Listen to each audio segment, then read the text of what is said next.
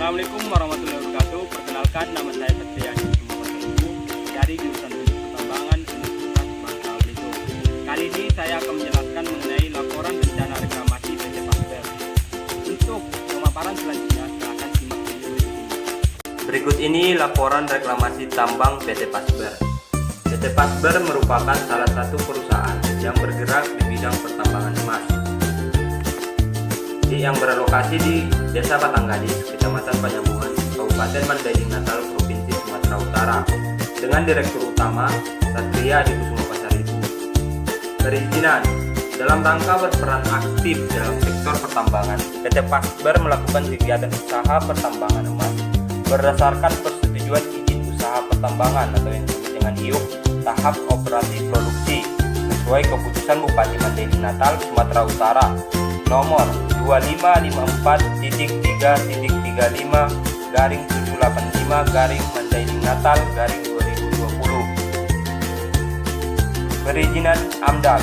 PT Pasber telah melakukan studi AMDAL yang telah disepakati oleh tim teknis dan Komisi AMDAL Kabupaten Mandailing Natal serta telah disetujui oleh Bupati Mandailing Natal. Lokasi dan kesampaian wilayah.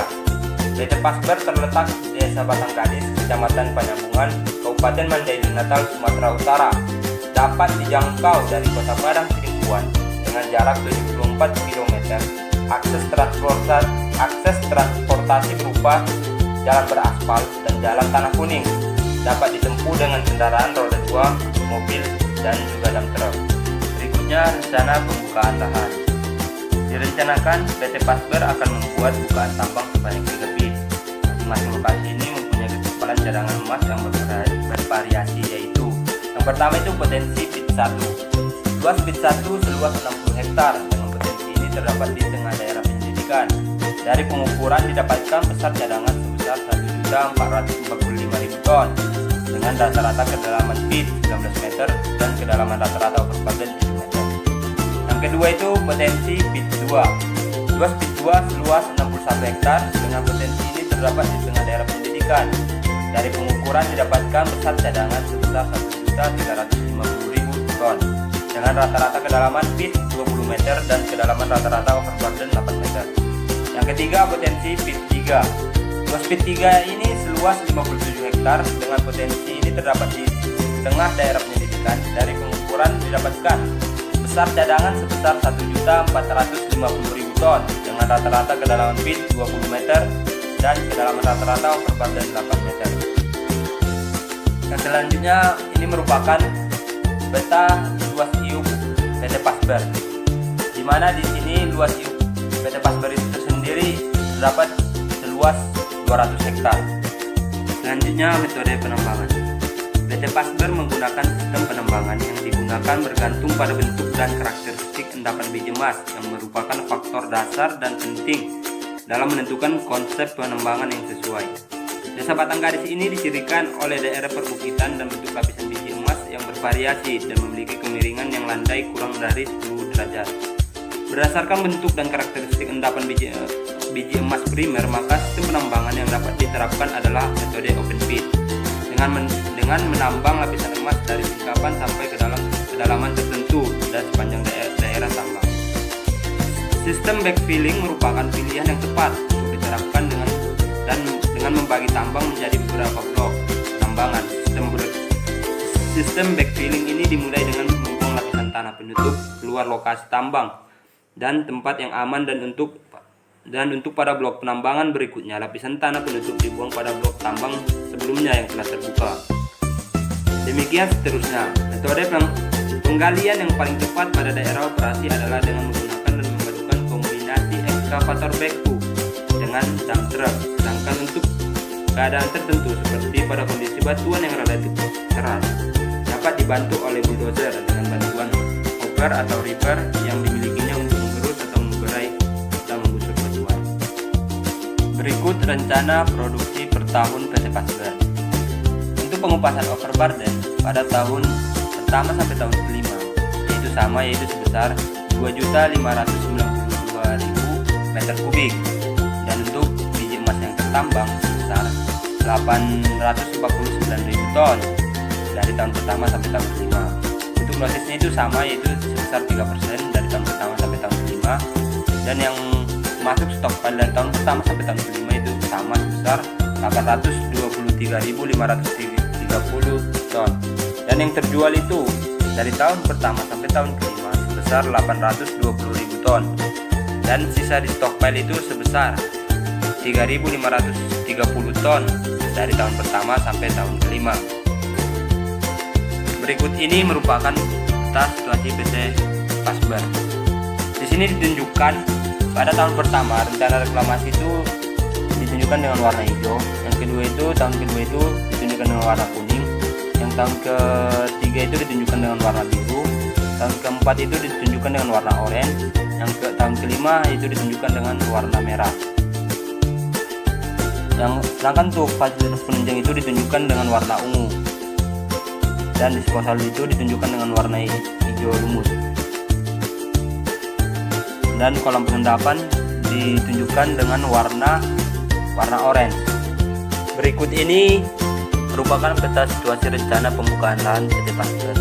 Untuk pembukaan lahan pada tahun pertama ditunjukkan dengan warna hijau kebiruan, yang tahun kedua itu warna ungu, yang tahun ketiga itu warna hijau, yang tahun keempat itu warna kuning, dan tahun kelima itu warna abu-abu kecoklatan. Dan di sini ada fasilitas penunjang ditunjukkan warna hijau muda, kolam pengendapan ditunjukkan dengan warna pink, dan stockpile itu ditunjukkan dengan warna ungu. Selanjutnya yaitu program reklamasi. Lahan yang akan direklamasi diantaranya yaitu lahan bekas tambang, yang dimana metode penimbunan tanah penutup dilakukan dengan teknik infilling, yaitu dengan penimbunan kembali sebagian bekas tambang tahun pertama, dilakukan pada tahun kedua, dan dilakukan revegetasi pada tahun kedua dan seterusnya. Yang kedua itu timbunan tanah penutup di luar tambang.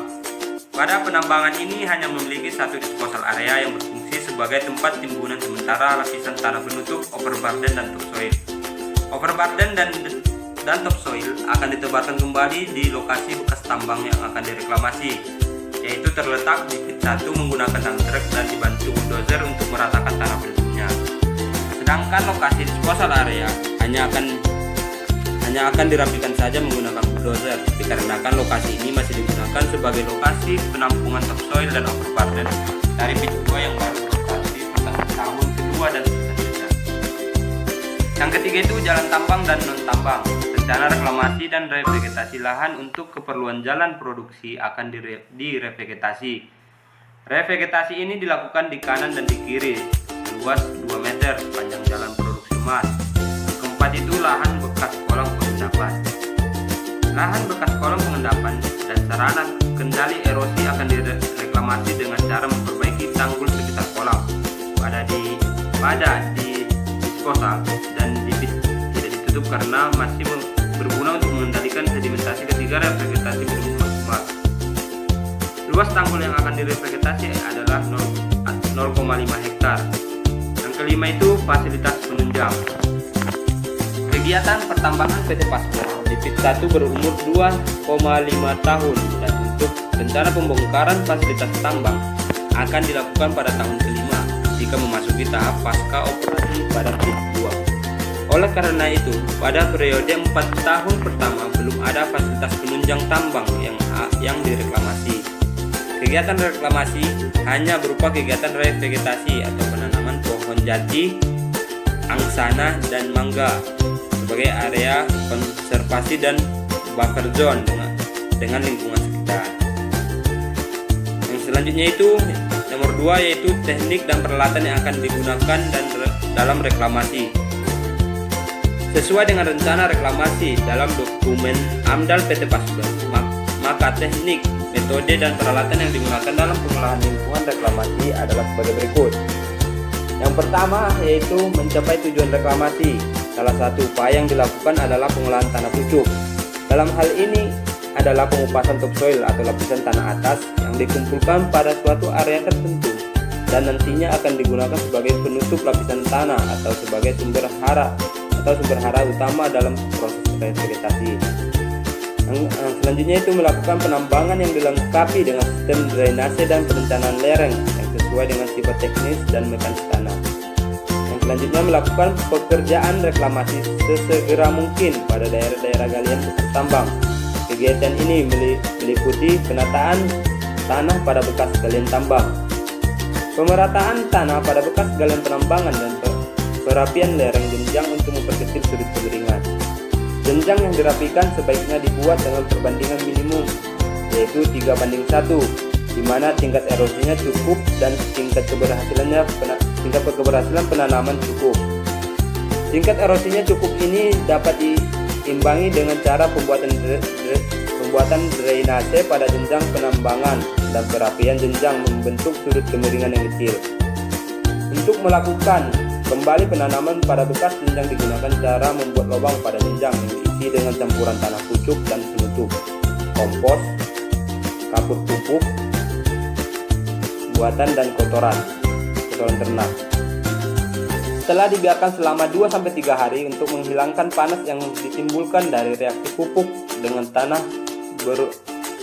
barulah bibit dapat ditanam pada lubang tersebut. Jarak antara lubang 3 meter dengan ukuran lubang itu 30 x 30 x 30 cm yang cukup memenuhi syarat untuk penanaman. Yang selanjutnya itu penataan tanah pada wastedam area.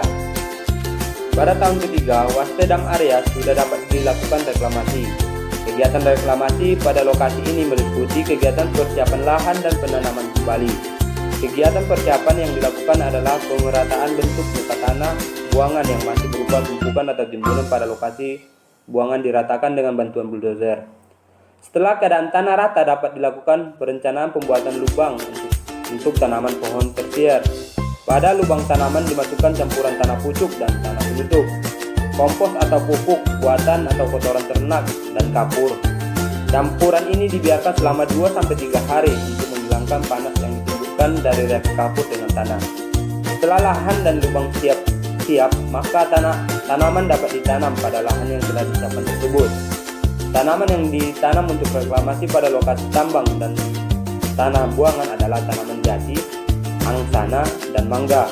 Tanaman jati, angsana, dan mangga akan ditanam per blok, dengan rincian 3 blok ditanami pohon jati, 3 blok ditanami mangga, dan 3 blok ditanami angsana. Sumber material infill dam. Kegiatan infill dam dimulai pada tahun kedua. Sumber material infill dam adalah lapisan tanah penutup di open cut kedua dan ditimbun ke open cut pertama. Yang selanjutnya yaitu revegetasi. Revegetasi dilakukan penyebaran tanah pucuk di seluruh wilayah dan membentuk struktur pengendalian air, lalu mengaplikasikan pupuk dan menebar benih. Biasanya berupa benih pohon jati, angsana, dan mangga, serta melakukan pemeliharaan berupa pencabutan tanaman ilalang dengan jumlah tanaman kurang lebih 150.000 bibit dan jarak tanam dengan jarak yaitu 3 meter x 2 meter. Luas lahan yang akan direvegetasi yaitu sebesar 660 hektar. Yang selanjutnya pekerjaan sipil. Pada kegiatan reklamasi lahan periode 5 tahun pertama, PT Kasber belum ada kegiatan penataan lahan yang peruntukannya bukan untuk revegetasi. Semua penataan lahan yang digunakan menjurus ke kegiatan revegetasi. Yang selanjutnya itu rencana pemanfaatan lubang bekas tambang. Lubang bekas tambang akan dijadikan sebagai kolam budidaya ikan seperti ikan nila, ikan lele, ikan patin, dan lain-lain. Yang selanjutnya pemeliharaan. Kegiatan pemeliharaan tahun kedua dimulai setelah tanaman umurnya kurang lebih dari 1 tahun atau tahun kedua. Penanaman meliputi kegiatan pencabutan tanaman hama seperti lalang, pemberian pupuk kompos, juga mencampur dengan bahan organik untuk membantu menyuburkan tanah. Hal ini dilakukan 1 kali dalam sebulan, tapi secara berkala melakukan pemantauan. Penyiraman dilakukan minimal 2 kali sehari, yang tergantung kondisi iklim pada saat itu, dan penyiraman dilakukan sampai tanah tersebut lembab. Selanjutnya kriteria keberhasilan. Di sini ada 3 aspek, yaitu kriteria keberhasilan reklamasi penata gunaan lahan yang pertama, yang kedua yaitu kriteria keberhasilan reklamasi revegetasi, dan yang ketiga itu kriteria keberhasilan reklamasi penyelesaian akhir. Yang selanjutnya itu rencana biaya reklamasi. Itu terdapat 2 biaya, yaitu biaya langsung dan biaya tidak langsung. Untuk biaya langsung, biaya pemuatan dengan backhoe sebesar 348 juta. Untuk biaya pengangkatan dengan dump truck sebesar 960 juta. Untuk biaya perataan permukaan dengan bulldozer sebesar 237.600.000. Biaya revegetasi sebesar 72 juta. Biaya penanggulangan air asam tambang sebesar 492.099.500. Jadi total biaya langsung itu sebesar 2.699.500. Ya, itu untuk biaya tidak langsung. Dari perhitungan yang rencana yang dilakukan, yaitu untuk biaya mobilisasi dan demobilisasi alat, jumlahnya itu sebesar 52.742.487. Biaya perencanaan reklamasi sebesar 105.484.975. Untuk biaya administrasi dan keuntungan kontraktor sebesar 105.484.975. Untuk biaya supervisi sebesar 42.193.990. Jadi untuk total biaya tidak langsung sebesar 305.906.427. Jadi untuk total biaya dari keseluruhan rencana biaya reklamasi, yaitu penjumlahan biaya langsung dengan biaya tidak langsung, yaitu sebesar 2.415.605.920. Sekian pemaparan dari saya.